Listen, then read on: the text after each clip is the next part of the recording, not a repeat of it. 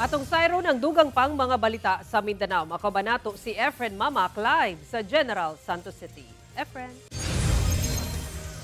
Salamat, Sara. Gikumpirma sa General Santos City ang natala karon sa syudad nga unang kumpirmadong kaso sa rabies gikan sa karnero human matud pa kini napakan og latagaw nga iro. Kampanya batog rabies gipahugtan sa LGU. Ani ang report.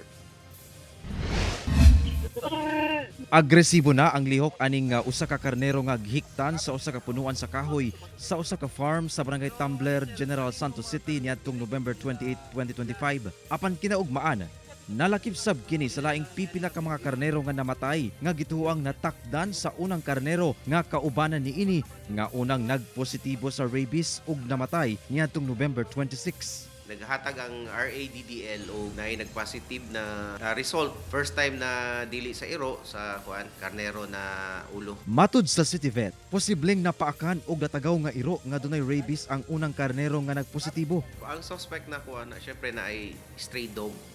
So usually diha man gikan sa ila kay siguro napaakan. Then after siguro 14 days na nanay sign kay observation na for 14 days. Diha na mag-incubate. Gumikan niini, gilayong nangolekta sab og laing blood samples ang City Vet aron ipalaboratory gikan sa lain pang mga karnero sa maong farm nga nagpakita og signs of rabies infections. Una gipaubos sa kaling.